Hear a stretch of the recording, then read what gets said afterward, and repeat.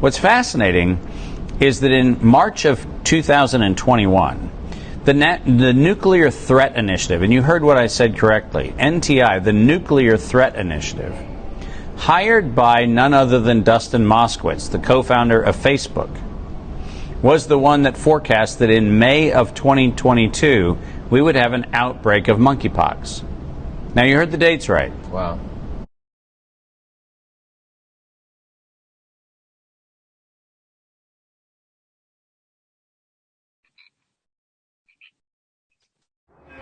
There are growing questions today around a new and deadly outbreak.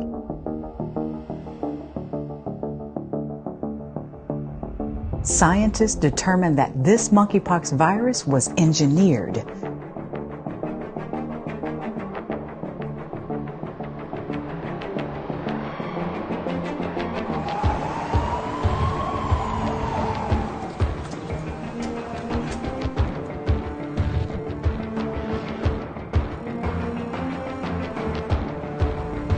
With limited antiviral drugs and no known effective treatments, countries around the world are struggling to control another pandemic with already devastating effects.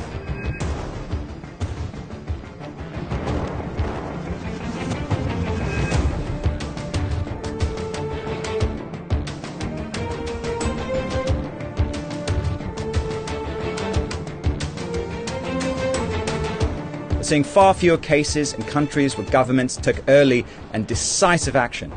And some international experts are urging the WHO to adopt a phased approach to warnings.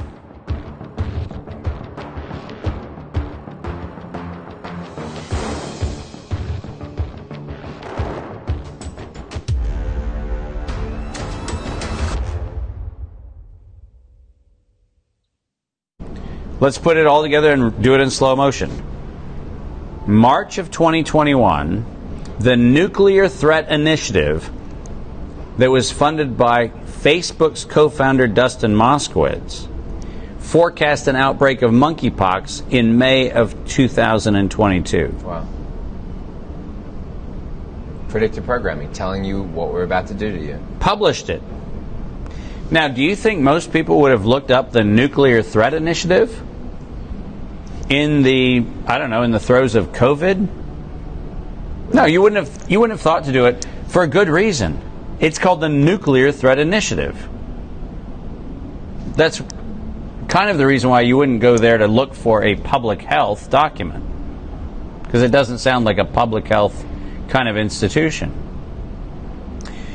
But they published that they were going to have not only a monkeypox outbreak that started in May of 2022, but if you read a little further into that report, you find out that in the next few weeks we're going to find out that this was a genetically engineered variant of monkeypox that's engineered to be vaccine resistant. That's in their stated objective. Wow. Published in March of 2021. What makes it worse is by the end of 2023, they're saying that we're going to have 271 million people dead. And you heard that number correctly. That's concerning. Very concerning. 271 million people dead. 3.2, I think it's 3.2 or 3 point something, 3.2 billion people infected. 271 million fatalities. And the thing is disclosed to be vaccine resistant.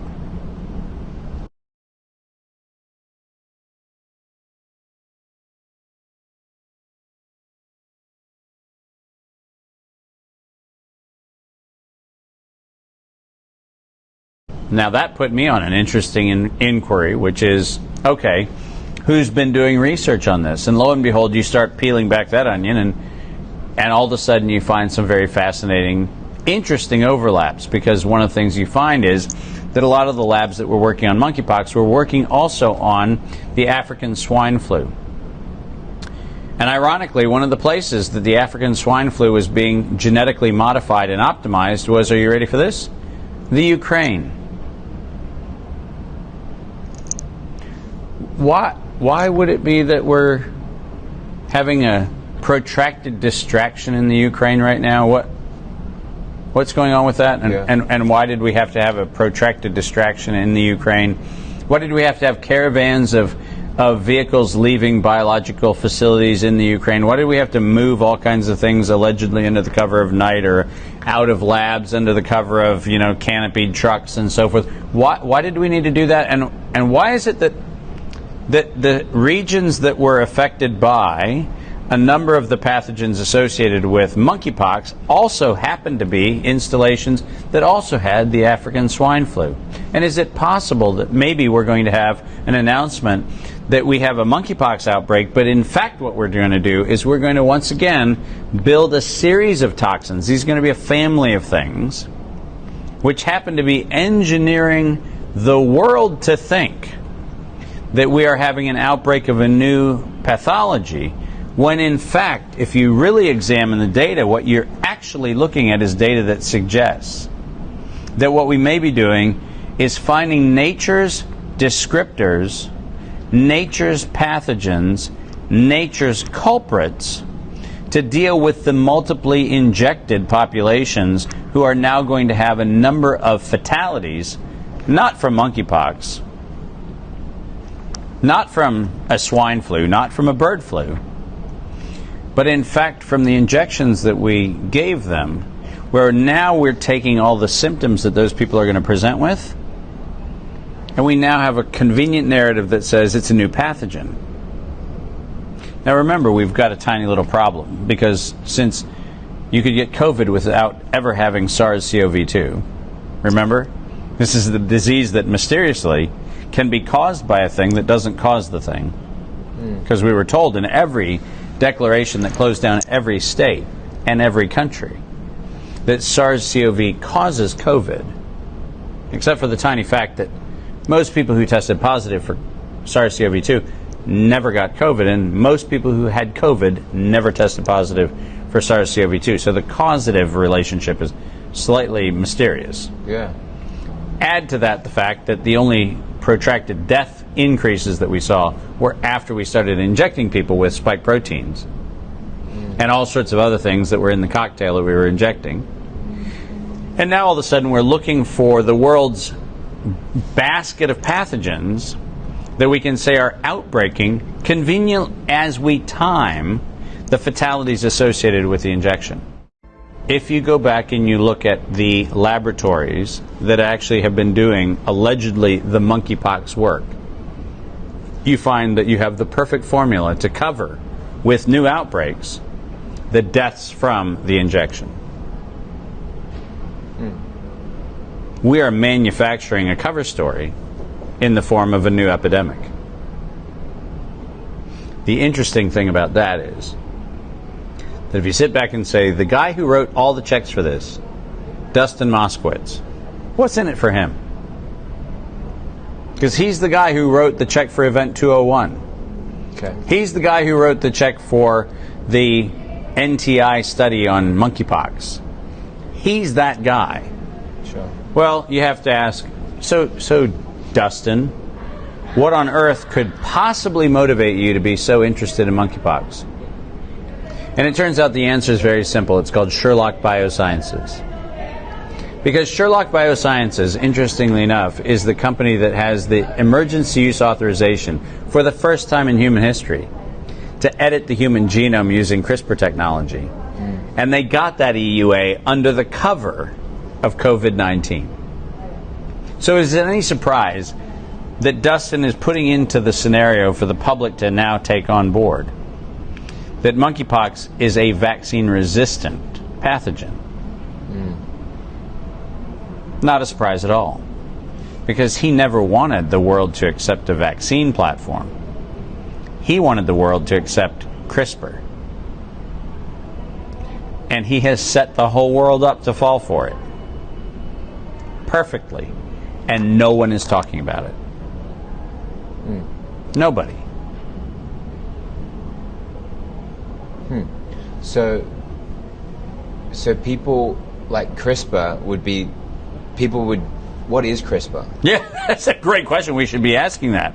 What that is this palindromic repeating sequence where you go into DNA or RNA and you clip out sections or clip in sections, Yeah. and you literally edit the gene of the human or the gene of whatever the eukaryotic or prokaryotic cell is or anything else. It's you take a thing that is a thing and you clip in or clip out whatever you want to add or subtract From your own self. from yourself. So I want you to think about this, and I try to do this in a way that gives people a bit of a mental picture. This is not a technical correct picture. This is a mental picture that I want you to think about. Sure.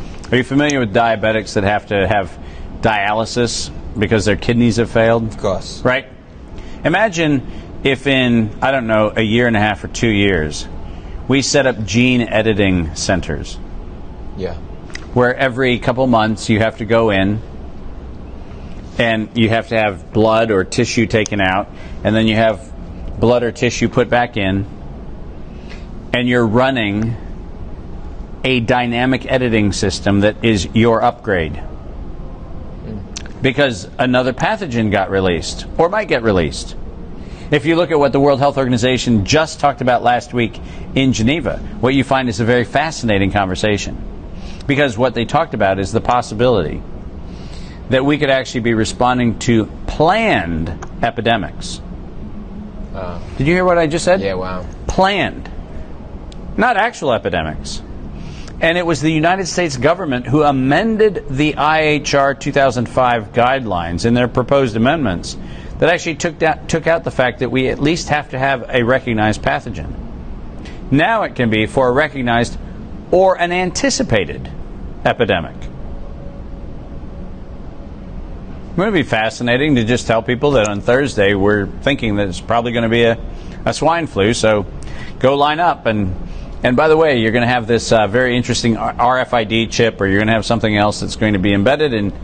And before you go to the grocery store, before you get on a bus, before you get on a plane, before you get anywhere else, we're going to go ahead and read the chip to make sure that you're not an at-risk crazy who hasn't gotten his latest upgrade.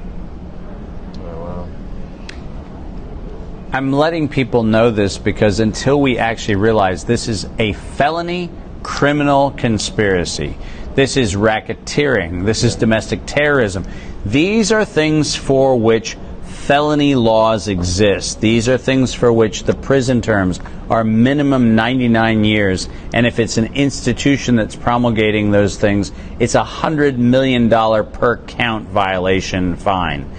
That's what we should be focused on, because the fact of the matter is, since the 2003 Eurotox conference, I can sit here with absolute certainty and say that we saw a world in which we knew that if we were going to manage a population, and that means manage its numbers and manage its behaviors, we realized that the biological threat was far more valuable than the nuclear threat. And so what we'll do is we'll use the invisibility of a pathogen to bring the world to its knees. Yeah. And as Kim often says, and I know as an Australian you've heard the song enough, rather die on your feet than live on your knees. I mean, this is a time when people really need to stand up and really pay attention, because we are on the verge of the cover-up of all times, which according to Pfizer's CEO can lead to the loss of half of the world's population. Really? Yep. Huh. They're telling you. Just telling you. It's right out there. And it seems permission-based. In the spiritual realm, permission-based. So I tell you something, and I'm looking for an acceptance from you. For example, the world is overpopulated. They want us to think the earth is overpopulated. That way, when we give voice to that, we're volunteering ourselves to be a sacrifice. Correct. You don't realize that that's what they're doing, but that's exactly what they're doing. Well, and that's the reason why we have to have these conversations. These conversations are the most important we can have right now, because what we have to realize is that this entire thing is programming the public to accept a genocide of global proportions. I made a commitment at the very beginning of this to stay within the four walls of the laws as we have them today. I've only asked for the laws to be upheld. If we have laws, if we have what we call fair play, then let's actually play by the rules.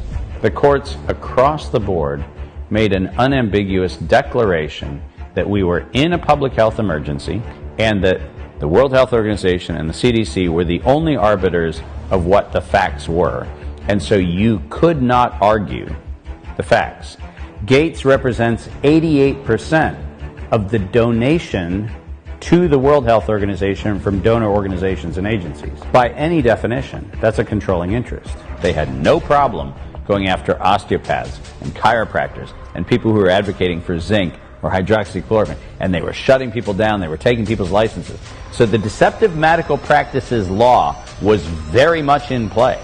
We will cite you, and if we need to, we will arrest you, and we will take you to jail. So I think we're going to get different pathogens. We already see the Nipah craze that was going on in India, and we've got a bunch of other toxins that are being discussed. Apocalypses have been overrated every time they've been promoted. And by the way, human history is filled with apocalypse forecasts, and they all suck.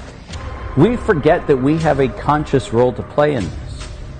And if we give the frequency of evil the carrier frequency on which it can transmit, guess what will be transmitted? Evil.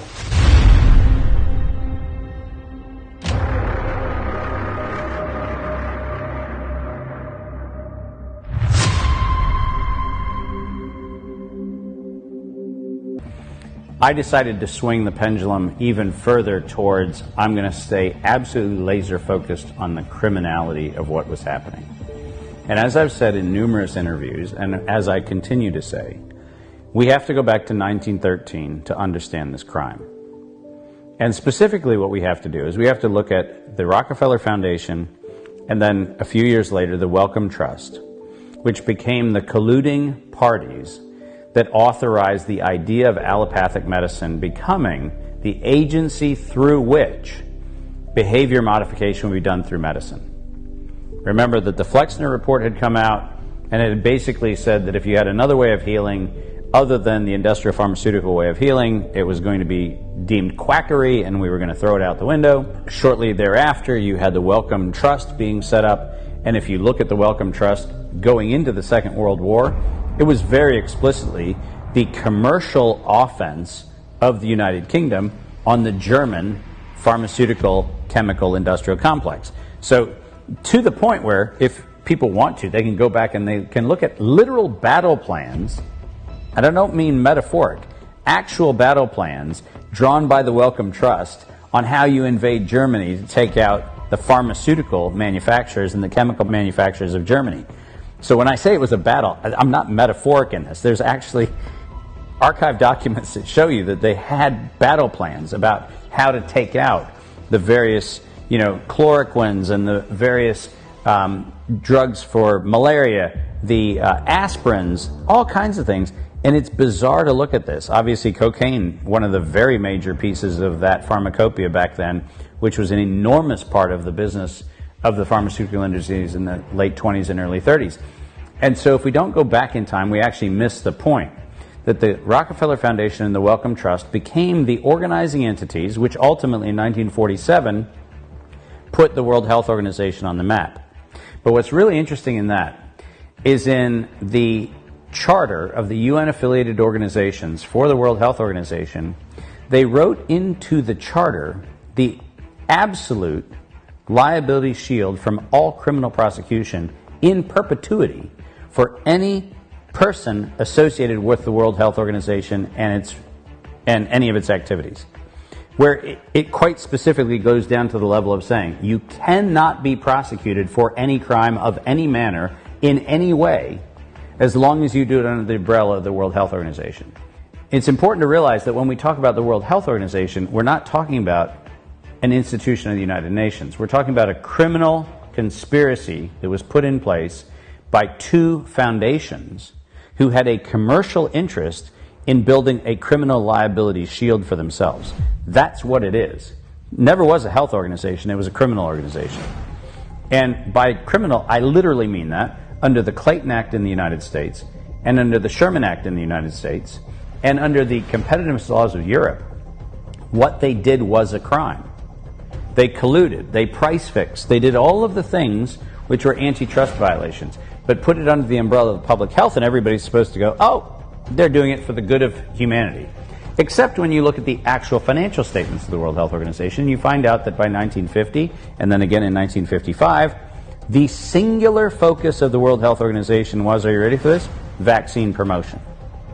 We have the Director General of the World Health Organization going one step further and saying, and I'm quoting, this is about population control. Now, what does that mean? That means that when we're taking orders from the World Health Organization, we're not. And fast forward to the Gates Foundation, which most people don't realize was an undisclosed settlement between the U.S. Department of Justice and the Gates convicted felony antitrust violations, right? This was not, there was an allegation Microsoft did bad things. This is they were convicted of antitrust crimes. Quite mysteriously, the Gates Foundation just shows up and instantaneously starts laundering money into, are you ready for this? The World Health Organization. If you look at the financial statements, beginning with the Gates Foundation, when it was established, you start seeing an anomaly. It used to be that UN-associated organizations, and specifically the World Health Organization, had two line items for most countries. The country, through an organization like the State Department or through a line item budget, would allocate money to the World Health Organization, and then there's the corporation for the same country, and there's another allocation coming from there. But with Wellcome Trust, Rockefeller Foundation, and Gates Foundation, and the minor players like the Bloomberg Foundation and a couple others now, but mostly the top three, suddenly we actually have the formation of what we called the Global Preparedness Monitoring Board. Well, who's sitting on that? Dr. Elias from the Gates Foundation, Anthony Fauci from NIAID, Jeremy Farr from the Wellcome Trust. I mean, this is a criminal conspiracy. And I'm not saying that from the standpoint of conspiracy theory. I'm saying that from the definition of what it means to be a criminal conspiracy. And so if you ask the question, which is a legitimate thing to do, was the FDA, was the CDC following orders from the WHO? The answer is asterisk, almost. But who were they really following orders from? And that's where you get into the nasty answer, which is the answer was that interlocking directorate, that violation of antitrust laws, that corporate machine, not health, not, we're out for the good of humanity. That corporate criminal conspiratorial organization that was guilty at the time of racketeering, was guilty at the time of interlocking directorates, all felonies, was guilty at the time of price fixing, another felony, which was guilty at the time of actually suppressing commercial alternatives, which is called market allocation, another felony.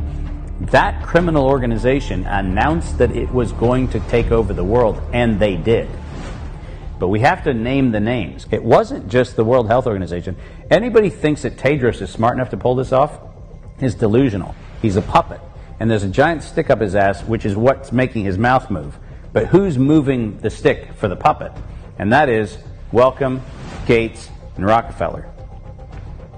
By 2023, which is kind of where we are right now, Gates represents 88% of the donation to the World Health Organization from donor organizations and agencies. By any definition, that's a controlling interest. So is it independent? No. Is it the World Health Organization nonprofit in Switzerland? No. This even violates Swiss law. Everything I'm saying is a violation of Swiss law. If we think about how bizarre it is that we have essentially the extension of the Carnegie Foundation's eugenics office, which they put at Cold Spring Harbor Labs back in the early 1900s, the continuation of that with the explicit inclusion of that as an agenda in the 1950s when the World Health Organization gets off the ground. The ongoing nature of Bill Gates getting up and talking about how there's too many people on the earth, and Bloomberg and others getting up and saying we need to figure out how to control populations. In 2011, when we had the Decade of the Vaccines publication come out of the Global Preparedness Monitoring Board, we had a very explicit statement that said that if we have vaccinations where we need them, we will actually see potentially as much as a 20% reduction in the population on Earth. Those are not allegations. Those are stated objectives. For example, the world is overpopulated. They want us to think the Earth is overpopulated. That way, when we give voice to that, we're volunteering ourselves Correct. to be a sacrifice. Correct. You don't realize that that's what they're doing, but that's exactly what they're doing. Well, and that's the reason why we have to have these conversations. These conversations are the most important we can have right now, because what we have to realize is that this entire thing is programming the public to accept a genocide of global proportions.